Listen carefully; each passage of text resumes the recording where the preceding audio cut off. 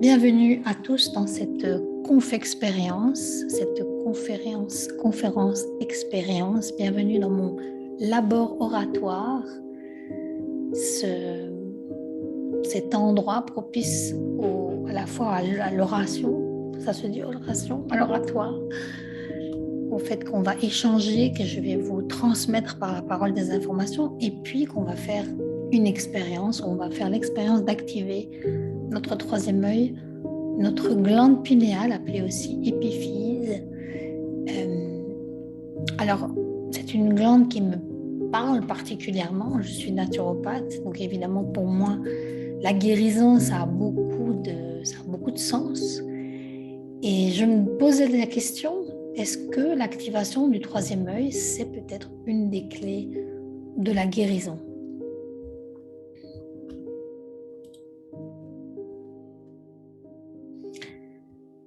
Dans mes consultations, celles euh, qui ont déjà eu la chance, allez, on va dire, de, de faire appel à mes services en consultation savent que je travaille avec une théorie qui s'appelle le décodage biologique et qui se base sur le fait que nos symptômes sont un appel du corps, un peu comme si nos maladies,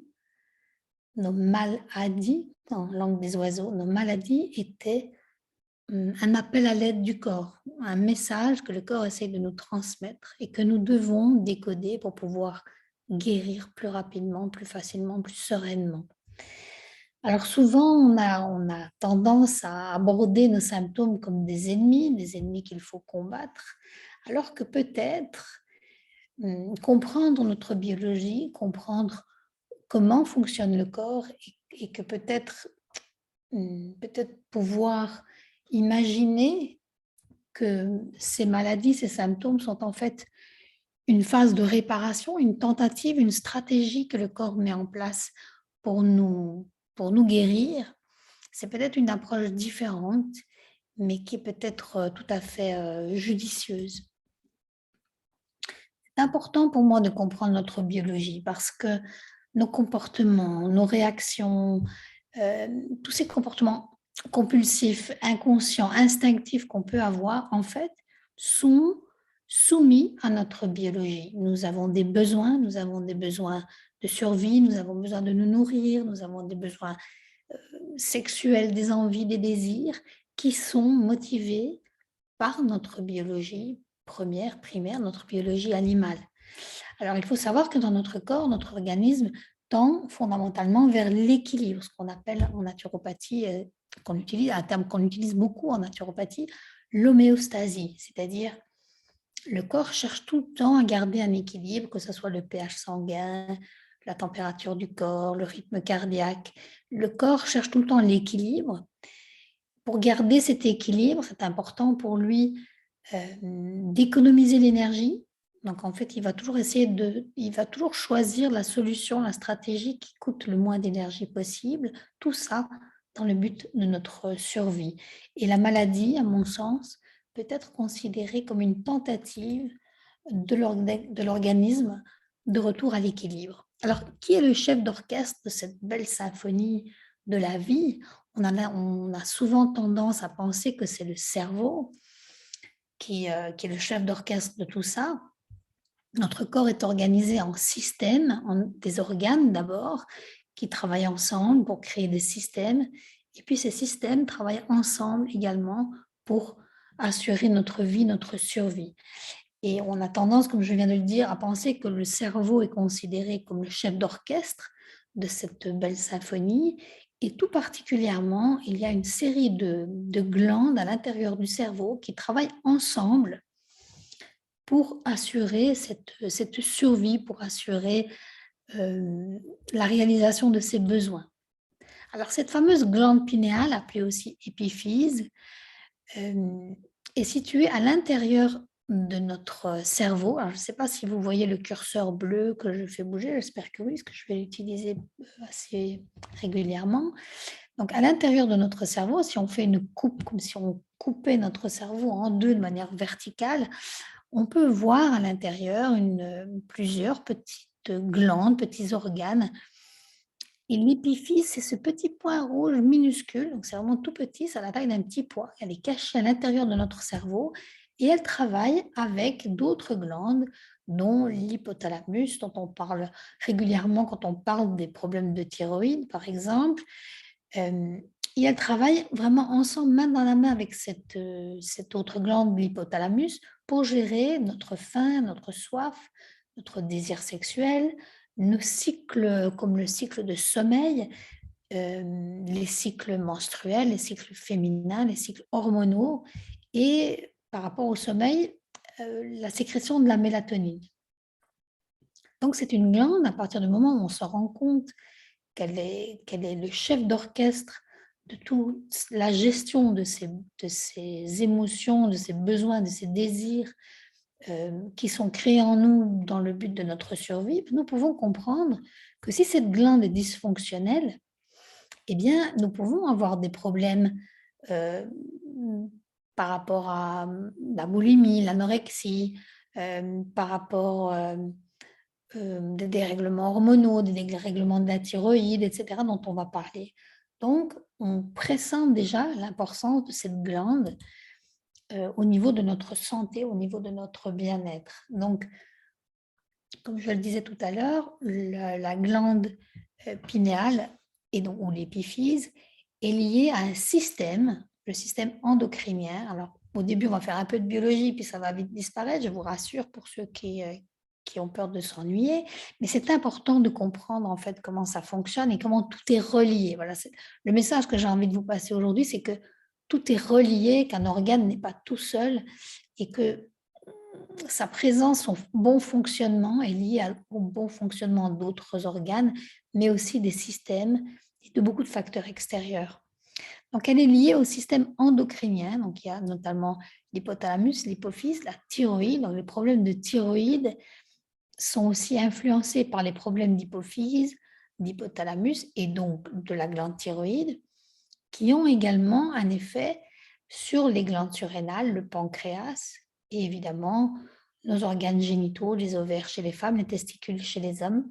Donc, cette glande pinéale, quand elle est dysfonctionnelle, elle peut affecter tout notre système endocrinien, le système immunitaire, les cycles, et elle a une influence sur notre sommeil, sur toute la production des hormones, la thyroïde, donc la thyroïde qui est également le sous-chef d'orchestre de tout notre système hormonal.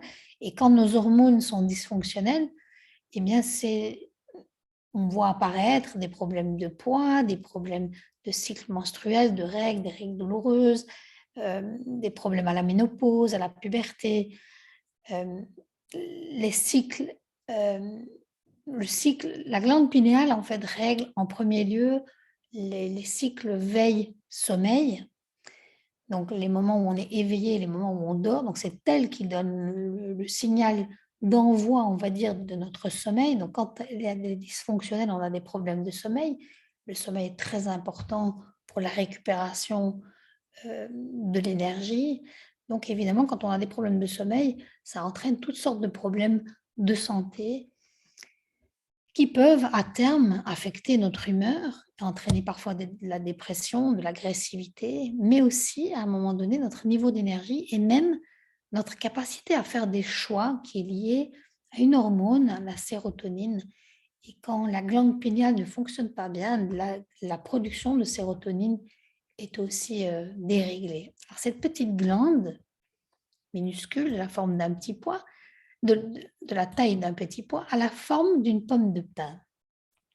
Quand on la dissèque et qu'on la regarde au microscope, on se rend compte qu'elle a la forme d'une pomme de pin. C'est assez étonnant de se rendre compte que cette pomme de pin est présente dans de nombreux symboles à travers l'histoire. On va la retrouver dans l'Égypte ancienne, on va la retrouver chez les bouddhistes, on va la retrouver même au Vatican. Il y a une place, une cour qui s'appelle la cour de la Pigna au Vatican, où se dresse une énorme pomme de pin. Est-ce que c'est une coïncidence? C'est possible. On va voir au fil de cette présentation que c'est peut-être pas une coïncidence. Et donc, cette petite pomme de pin présente en Égypte, au Vatican, chez les bouddhistes. On va même la retrouver sur des tablettes sumériennes, des tablettes qui sont très anciennes, et même, vous allez le voir, chez les Illuminati.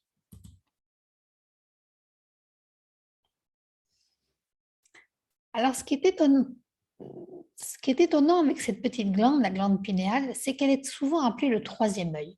Alors, pourquoi? Alors, peut-être parce que déjà, elle est située quasiment au niveau de notre regard, au niveau de nos yeux. Donc, souvent dans les visualisations, je vous invite à vous connecter à cette glande pinéale, ce troisième œil, et je vous dis, il est situé plus ou moins au niveau des sourcils, entre les deux yeux, en arrière de la tête. Et souvent, je vous dis, si vous pouviez tirer une ligne verticale dans votre crâne et une ligne horizontale au niveau des sourcils, eh bien, vous allez rencontrer cette petite glande pinéale. Alors, est-ce que c'est pour ça qu'elle est appelée le troisième œil? On va voir que c'est beaucoup plus complexe que ça et c'est beaucoup plus précis même. Quand on compare l'anatomie et l'embryologie, c'est-à-dire la manière dont nos tissus se développent au niveau de l'embryon, le fœtus, dans le corps de sa mère, quand on regarde comment les tissus se développent, on se rend compte que la glande pinéale et la rétine, c'est-à-dire cette surface à l'intérieur de l'œil, ont quasiment la même différenciation de cellules. Donc, c'est presque les mêmes cellules. Ces photorécepteurs qui se trouvent dans la rétine se trouvent également au niveau de l'embryon dans la glande pinéale. Donc, ça veut dire que dans la glande pinéale, il y a, de manière archaïque, comme si c'était un vestige, des photorécepteurs également. Un photorécepteur, ça veut dire capable de capter la lumière, comme l'œil est capable de capter la lumière. Quand il fait noir, on ne voit rien. On ne voit que parce qu'il y a de la lumière. Eh bien, cette glande pinéale, elle est aussi capable, dans une moindre mesure évidemment, de capter cette lumière. Certains scientifiques la considèrent même comme un troisième œil atrophié, donc comme si peut-être il y a des milliers d'années, cet œil était vraiment présent au niveau du front, un peu comme chez les cyclopes, et que cet œil progressivement s'était atrophié. Alors peut-être que vous allez le voir dans une slide ou deux, chez certains reptiles, cet œil existe toujours et il est en surface au niveau du crâne, peut-être pour pouvoir voir un prédateur qui viendrait essayer de nous prendre par le haut, comme les serpents ou les lézards peuvent avoir peur d'être attrapés par un vautour, par exemple.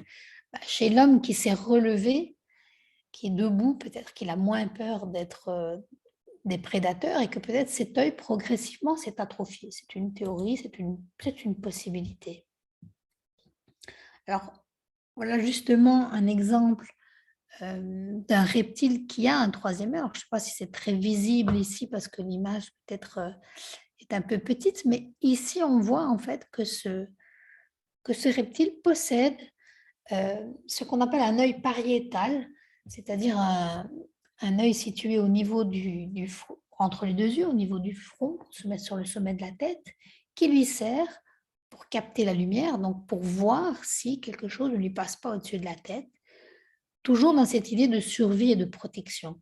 Alors c'est intéressant de l'observer encore aujourd'hui chez certains reptiles, chez certains amphibiens, on le voit aussi, on les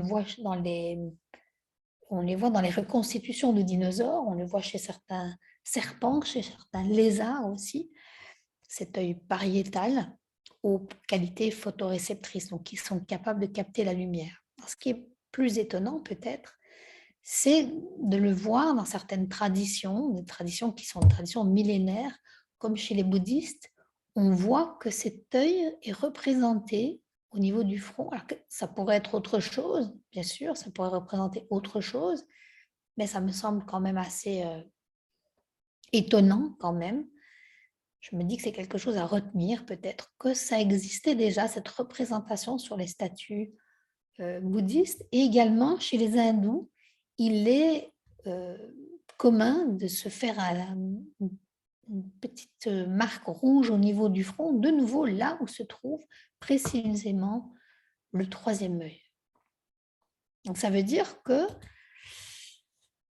ce troisième œil semble avoir été connu depuis très longtemps, alors que naturellement, la biologie telle que nous la connaissons aujourd'hui n'était pas censée être connue en tout cas. On le voit chez sur certaines statuettes qui datent d'une ère très ancienne, proto-historique, c'est-à-dire 6500 à 3750 avant Jésus-Christ, donc bien avant notre ère. On a retrouvé des statuettes qui semblent représenter des créatures mi-hommes, mi-reptiles. Alors, ce n'est de nouveau que ce ne sont que des spéculations, mais des spéculations qui sont interpellantes. Est-ce qu'il est possible que nous aurions des origines, comme le supposent certaines théories, des origines reptiliennes? Est-ce que ce troisième œil serait un troisième œil reptilien atrophié de nouveau? Pourquoi pas? Soyons ouverts à tout. Considérons que c'est une possibilité. En tout cas, autre fait intéressant, enfin moi en tout cas je trouve ça passionnant, je me dis c'est quand même un truc de fou quoi, cette petite glande qui est si importante pour notre corps, la voilà représentée dans l'histoire depuis 6500 ans avant notre ère. Donc c'est quand même quelque chose d'interpellant. On remarque dans l'Égypte ancienne souvent ce signe, l'œil de Horus, Horus qui était une des divinités égyptiennes les plus anciennes et les plus connues. L'œil d'Horus, quand on regarde la forme de l'œil d'Horus, on s'aperçoit que c'est précisément la forme de notre glande pinéale à l'intérieur de notre cerveau et des glandes qui l'accompagnent. Alors, évidemment, ça peut être complètement un hasard, ça peut être juste une analogie qu'on a faite, ça peut être juste un rapprochement que les êtres humains ont fait, c'est possible. Peut-être aussi, c'est aussi une possibilité, parce que pour moi, les deux sont... Pour moi, les deux possibilités sont aussi valables. Il est possible que cette glande pinéale, ou en tout cas son utilisation, ait déjà été connue par une civilisation très ancienne.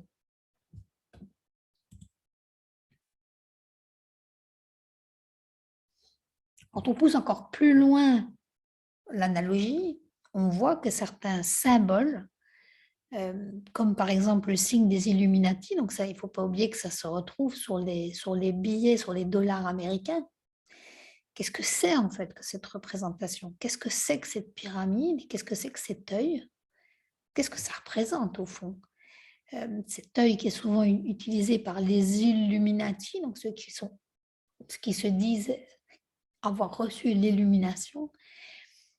On peut voir aussi par analogie que l'endroit où est située la glande pinéale, le fonctionnement de la glande pinéale par rapport aux autres glandes, quand on dessine, quand on superpose le dessin de la grande pyramide de Khéops, on s'aperçoit que les emplacements sont situés exactement sur la chambre sacrée, sur la grande chambre. Donc, à nouveau, est-ce que c'est un hasard? Est-ce que c'est juste une analogie qu'on a faite? Ou est-ce qu'il y a véritablement un lien entre cette glande pinéale, les civilisations anciennes qui semblaient avoir des technologies? Aujourd'hui, on voit quand on analyse la grande pyramide de Khéops que cette pyramide a été construite dans des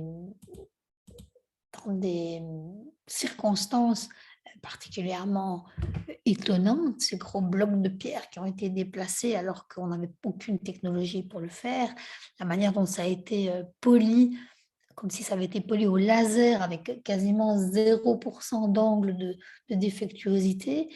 On peut se poser des questions et c'est des questions que je m'autorise à me poser. En tout cas, la science moderne a découvert qu'à l'intérieur de la glande pinéale, il y a un liquide, et dans ce liquide, il y a des tout petits cristaux, des cristaux d'apatite. C'est un cristal très particulier comme tous les cristaux. D'ailleurs, ceux qui sont intéressés par la lithothérapie, qui sont passionnés même souvent par la lithothérapie, vous diront que les cristaux ont un pouvoir particulier, ils ont un pouvoir vibratoire, ils ont la faculté de réagir aux champs électromagnétiques. Et donc, ces petits cristaux que nous avons à l'intérieur de notre glande pinéale, à l'intérieur même de notre corps, sont également capables de réagir aux champs électromagnétiques. Comment ça fonctionne? Lorsqu'un champ magnétique s'approche de la glande, il touche un des cristaux et par effet de résonance, ce cristal se met à vibrer, il ricoche sur un autre et donc ça fait comme des dominos, on va dire, qui tombent les uns sur les autres, jusqu'à un moment donné, le champ est fait prisonnier et il fait résonner tous les cristaux de l'épiphyse. Donc il y a un phénomène de résonance entre un champ magnétique externe à notre corps et les cristaux à l'intérieur de notre cerveau.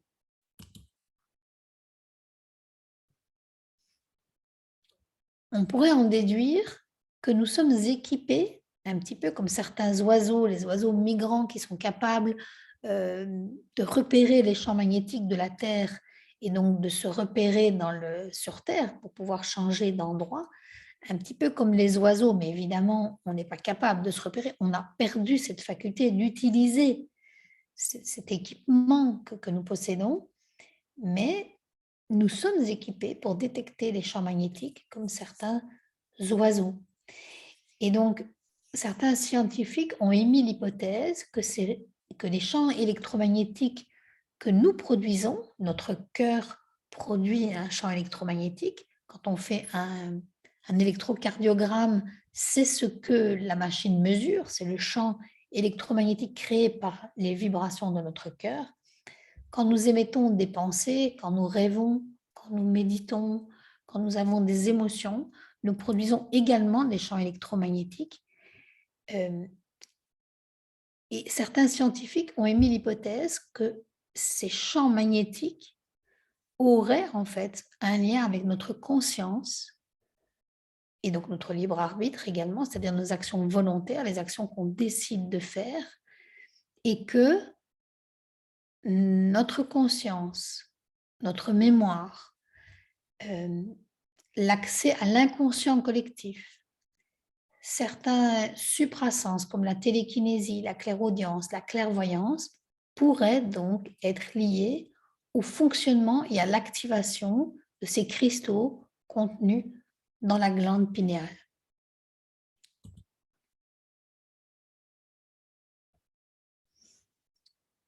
Ces fameux cristaux qui sont contenus dans la glande pinéale, ils ont des propriétés très particulières. À l'intérieur de la glande pinéale, comme je vous le disais, il y a un liquide. Et dans ce liquide, il baigne des microcristaux de calcite. Et ces microcristaux sont capables de transmettre les particules de la lumière, les photons. Ils seraient capables de les capturer donc par le tissu que je vous ai dit tout à l'heure, qui ressemble très fort au tissu de la rétine. Donc un peu comme l'œil capte la lumière, les photons de la lumière. Ces cristaux seraient capables également de capter ces photons et ils seraient capables de les envoyer au cerveau exactement comme le fait l'œil. Et à l'intérieur du cerveau, cette information, ces photons, sont décodés sous forme d'images. Qu'est-ce que ça veut dire, ça? Ça veut dire que notre troisième œil serait capable de voir, entre guillemets, c'est-à-dire non pas voir comme l'œil voit, mais de percevoir les photons, percevoir la lumière et de transmettre le message au cerveau. C'est exactement ce qu'il se passe au moment où, pendant la journée, au moment où le soleil se lève et que la lumière active notre troisième œil, les petits cristaux à l'intérieur de notre glande pinéale envoie un message au cerveau pour dire « Allez, debout, on se lève, c'est la journée, c'est le moment d'être actif ». Et puis, quand la lumière diminue, elle envoie un message au cerveau « Calmons-nous, on va dormir, on va se reposer, c'est le moment de recharger nos batteries ». Et c'est comme ça que la glande pinéale règle nos cycles veille, sommeil. La glande pinéale est donc liée au facteur temps. C'est elle qui nous donne une notion du temps. C'est elle qui nous donne une notion du jour et de la nuit. Sans cette glande pinéale, on n'aurait aucune notion du jour et de la nuit. C'est pour ça qu'il est important pendant la journée d'être en présence de la lumière directe du soleil et la nuit, au contraire, de dormir dans une chambre complètement obscure, complètement sans lumière pour que la glande pinéale puisse être complètement au repos et bien jouer son rôle jour, nuit, nuit, veille. Ces petits cristaux de calcite ont 3 particularités qui sont des termes un peu techniques. La première, c'est la piézoélectricité. Donc, ça veut dire que, comme dans les montres à quartz, sous l'action de la compression et de la décompression, elle libère de l'électricité, elle libère une énergie. Intéressant à garder ça en tête.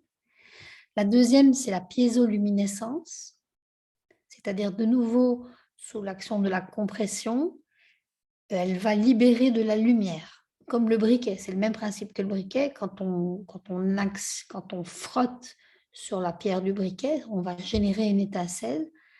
C'est peut-être justement ce qui fait représenter de manière symbolique l'illumination comme des rayons qui émanent de notre être. C'est peut-être ce qu'on appelle l'aura, c'est peut-être aussi cette auréole dont on entoure les saints et les personnes sacrées. C'est peut-être dû à cette piézoluminescence des cristaux de calcite à l'intérieur de notre glande pinéale.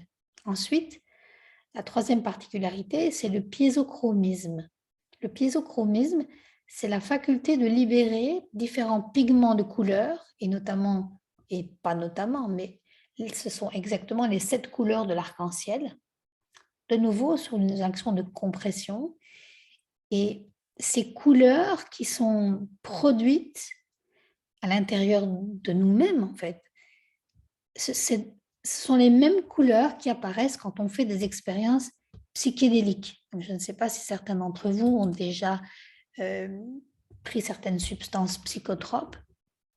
Si c'est le cas, peut-être que vous avez fait une expérience psychédélique et que vous avez pu voir toutes ces couleurs se mélanger, ces couleurs de l'arc-en-ciel. C'est dû à un phénomène de ces fameux cristaux de calcite dans la glande pinéale. La glande pinéale, à partir du moment où on se dit qu'elle a les mêmes effets que certaines glandes psychotropes, on pourrait se demander pourquoi. Et ça voudrait dire que c'est la glande de la transcendance, puisque l'expérience recherchée dans l'absorption des psychotropes, c'est la transcendance, c'est-à-dire de passer à une autre réalité. Il faut savoir que la glande pinéale, à certains moments de notre vie, elle va elle va activer la libération de DMT. La DMT, alors le mot long, je vous l'ai mis ici, il est difficile à prononcer, c'est déméthyltryptamine, on va dire DMT. C'est une substance qu'on retrouve, c'est une substance psychotrope très puissante, qui est considérée dans de nombreux pays comme stupéfiant, qui est présente dans certaines plantes, comme l'ayahuasca, j'y arriverai. Peut-être que vous la connaissez, c'est une plante qui est utilisée par les chamans pour provoquer ces transes chamaniques, ces transes destinées à faire une expérience de mort de l'ego, à passer de nouveau à une dimension différente, avoir une connexion différente à quelque chose de plus grand que nous. Eh bien, cette substance peut être libérée par notre propre corps, sous l'action de la glande pinéale, par la glande pinéale, et nous faire vivre une expérience particulière, comme le fait exactement ces plantes et cette DMT contenue dans les plantes, c'est-à-dire une expérience de mort imminente. C'est d'ailleurs les personnes qui font une expérience de mort imminente, c'est-à-dire elles sont par exemple dans un coma ou elles sont en état de mort cérébrale, par exemple, et qu'à un moment donné, on relance l'activité de leur cœur et de leur cerveau, elles vont décrire une expérience Et c'est souvent la même expérience que celle qui est décrite quand on prend ces fameuses plantes, ces fameuses substances psychotropes. Alors, comme je l'ai dit, la glande pinéale libère cette DMT de manière massive au moment de notre mort, mais pas seulement. Il faut savoir qu'on considère qu'un embryon devient vraiment un fœtus, c'est-à-dire devient vraiment humain, plus ou moins vers 7 semaines. Et dans certaines traditions, on va dire, c'est au moment où l'âme pénètre le corps. Les scientifiques vont dire que c'est le moment où, pour la première fois, la DMT est produite à l'intérieur de l'embryon. Ensuite, au moment de la naissance, également, la glande pinéale va aussi libérer une bonne dose de DMT. Donc, 3 expériences très particulières dans la vie d'un être humain: l'incarnation, la naissance et la mort. Et ces 3 étapes-là de la vie humaine sont ponctuées par une libération sensible de DMT, ce psychotrope, ce médiateur des expériences mystiques, cette substance qui favorise les états méditatifs et qui les transcende, qui est présente dans les rêves, dans les états de conscience chamaniques, les trans chamaniques, également dans les psychoses. On a remarqué, certaines études montrent que certaines psychoses sont liées à la libération de DMT, également l'émergence spirituelle et les expériences de mort imminente. Donc, pas du tout anodin, pas du tout anodine, pardon, cette substance DMT, pas du tout anodin que notre glande pinéale soit capable de la libérer. Et pourquoi, en fait? Dans quel but? Qu'est-ce qu'elle essaye? Qu'est-ce que le corps essaye de faire à ces moments-là, au moment de l'incarnation, au moment de la naissance, au moment de la mort? Est-ce que ça a un lien avec l'âme? Est-ce que c'est le moment où l'âme vient s'incarner dans le corps, quand l'âme doit faire le choix de venir vraiment au monde, prendre son premier souffle, se détacher du corps qui l'a bercé, qui l'a nourri, et puis au moment de quitter ce corps? En tout cas, le philosophe Descartes déclarait que le troisième œil était le siège de l'âme.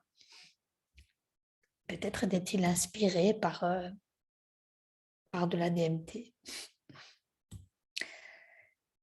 La glande pinéale, c'est donc pas une glande comme les autres. C'est une glande qui régit nos rythmes circadiens, qu'on appelle circadiens. Donc, je voulais expliquer le rythme jour-nuit en captant la lumière.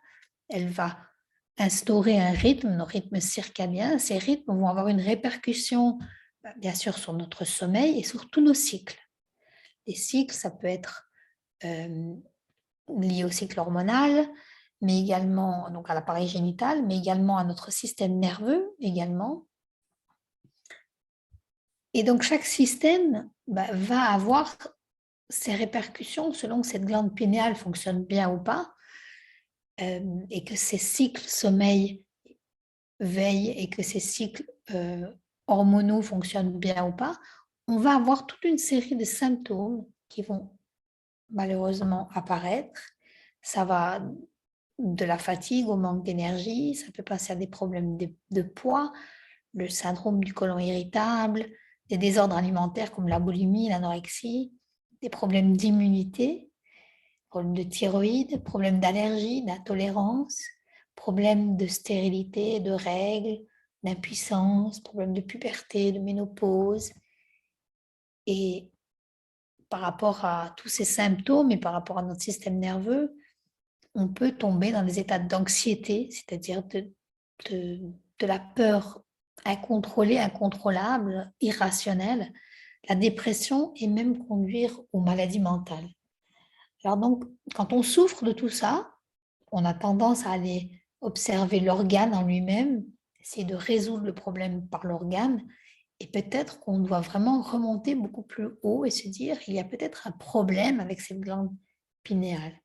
Alors, quel pourrait être le problème ou les problèmes de la glande pinéale? Eh bien, certains facteurs peuvent calcifier cette glande pinéale. Quand on fait une IRM, on peut vraiment voir de manière claire cette calcification. Donc là, je vous ai mis un peu la photo du robinet pour vous donner une image en tête. Une calcification causée par des cristaux de phosphate de calcium autour de la glande pinéale qui ne peut plus capter ces photons, cette lumière de manière optimale. Et donc, les dérèglements de cycle apparaissent. Et quels sont les facteurs qui peuvent calcifier cette glande pinéale? Une des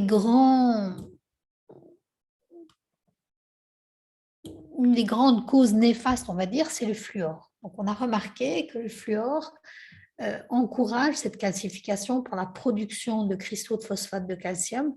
Alors, où trouve-t-on du fluor? Naturellement dans les dentifrices enrichis au fluor, qui sont à éviter, malgré que ça fait des années qu'on nous dit qu'il faut consommer du fluor ou donner des compléments de fluor aux enfants. On se rend compte aujourd'hui que c'était une erreur. Dans l'eau du robinet, dans les médicaments psychotropes comme le Prozac, il faut savoir que le Prozac contient 30% de fluorure, ce qui est absolument énorme. Dans les conserves, il faut savoir aussi que consommer beaucoup de thé peut favoriser l'absorption du fluor. Donc, on va naturellement faire attention quand on fait une détox, par exemple au fluor, de ne pas consommer de thé pour ne pas encourager l'absorption du fluor. Évidemment, les ondes électromagnétiques, et ça vous le comprenez, puisque vous avez compris qu'elle est très sensible aux ondes électromagnétiques.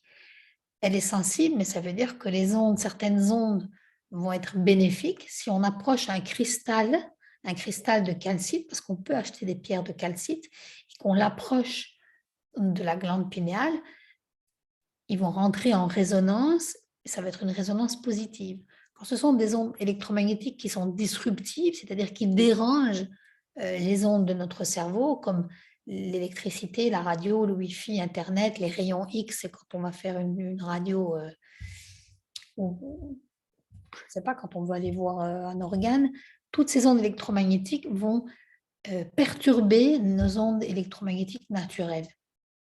Et elles vont favoriser la calcification de la glande pinéale. Les métaux lourds, tels que le mercure, le chlore, le brome notamment, qui sont contenus principalement dans les médicaments, dans les vaccins, comme l'aluminium, dans les pesticides, dans les produits chimiques, dans nos déodorants, dans nos produits cosmétiques, dans nos produits de nettoyage, dans les produits qu'on utilise pour le jardinage, etc. Tous ces métaux lourds favorisent malheureusement la calcification de la glande pinéale. Il faut savoir aussi que les suppléments de calcium qu'on peut nous prescrire parfois pour avoir des os plus solides, eh bien, évidemment, vu que c'est du calcium et que la calcification se fait par les phosphates de calcium, trop de calcium dans le corps, ce n'est pas une bonne idée non plus. Il faut savoir qu'il existe aussi du calcium dans les médicaments dans certains médicaments anti-acidité de l'estomac. Et puis les édulcorants encore, et il y a d'autres choses également. J'ai vraiment repris les principaux. Donc pour décalcifier la glande pinéale, on va commencer par éviter tout ce que je viens de dire, évidemment. Et on va aider cette décalcification. Donc si on avait ce fameux robinet plein de calcaire, instinctivement, qu'est-ce qu'on mettrait dessus? Du jus de citron, du vinaigre de pomme, du vinaigre de cidre. Et bien, tout ça, en fait, bien sûr, fonctionne dans le corps. Donc, on peut utiliser le jus de citron, on peut utiliser du vinaigre de cidre. Si on veut aller vraiment beaucoup plus profondément, on va utiliser les algues, par exemple, la chlorophylle des végétaux, et les algues telles que la chlorelle, la spiruline, la phycocyanine, qui est un composant de pigments bleus contenus dans les algues telles que la chlorelle et la spiruline. L'argile également. En homéopathie, on peut utiliser un remède qui s'appelle borax. Tout ça, ça va nous aider à décalcifier cette glande pinéale. Ensuite, puisque elle est très réactive au champ électromagnétique, on va créer un champ électromagnétique positif, par exemple avec la pensée positive, par la méditation, la visualisation, comme nous allons le faire ce soir, qui vont créer un champ de conscience modifié, qui vont créer des vibrations particulières. Alors, une fois qu'on a décalcifié cette glande pinéale, il s'agit de la nourrir. Il ne s'agit pas de la nourrir n'importe comment. Donc, on va choisir une alimentation bio. Pourquoi bio? Parce qu'on vient de voir que dans les pesticides, il y avait justement des substances, des métaux lourds qui calcifient. Donc, on ne va pas recommencer à calcifier alors qu'on vient de la décalcifier. Une alimentation bio, fraîche, vivante, riche en tryptophane. Le tryptophane, c'est une substance qui est précurseur de la sérotonine. Et la sérotonine, la glande pinéale en a vraiment besoin pour bien fonctionner.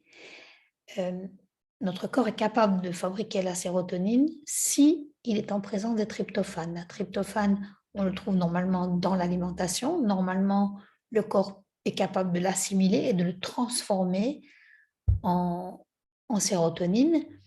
Parfois, dans certains cas, il est nécessaire de prendre un supplément de tryptophane, mais ça ne se fait qu'avec l'avis d'un thérapeute.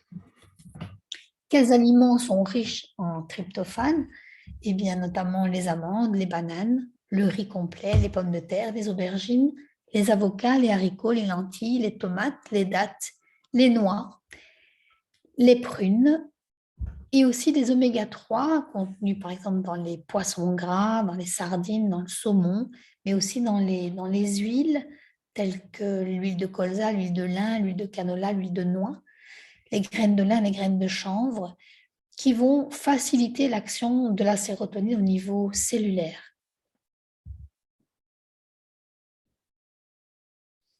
Vous l'aurez compris, un des grands rôles de la glande pinéale, c'est de capter les photons du soleil pour les transmettre au cerveau, pour pouvoir créer ce cycle jour-nuit. Donc évidemment, on a besoin de soleil. On l'oublie un petit peu. On n'en a pas toujours l'occasion. Certaines personnes, malheureusement, sont dans des rythmes de vie où ils ont très peu l'occasion de profiter de ce soleil, d'absorber ce soleil. C'est pourtant une technique. C'est une technique, certains yogis appellent ça manger le soleil. Donc, vraiment de regarder le soleil, de laisser le soleil venir toucher notre glande pinéale, de préférence aux heures où il n'est pas trop, il n'est pas trop chaud, c'est-à-dire le matin. C'est naturellement un moyen de l'activer une fois qu'elle est décalcifiée, une fois qu'elle est bien nourrie, c'est une des manières de l'activer. Une autre manière, pas une autre, mais une manière, on va dire, associée d'activer la glande pinéale, ce sont les huiles essentielles. Alors, les huiles essentielles, évidemment, c'est mon grand dada. Vous savez que je donne beaucoup de masterclass et de formations au sujet des huiles essentielles. Je les adore, elles font partie de ma vie au quotidien. D'ailleurs, je vous en ai recommandé ce soir avant de faire la visualisation. L'huile essentielle, je mets l'huile avec un grand L et un grand H, qui est vraiment celle qui a une action la plus forte sur la glande pinéale, c'est l'huile essentielle d'encens. C'est peut-être pas un hasard que dans tous les lieux sacrés, dans les églises, dans les temples, on allume de l'encens, on brûle de l'encens, qu'au baptême, au mariage, aux enterrements, on brûle de l'encens. Est-ce que de nouveau, ça nous vient d'une connaissance un peu oubliée, un peu tombée pas en désuétude parce qu'on l'utilise toujours, mais je veux dire, on ne sait plus pourquoi on le fait. Il est très possible que ce soit par son action sur la glande pinéale. Donc, les huiles essentielles ont deux actions principales.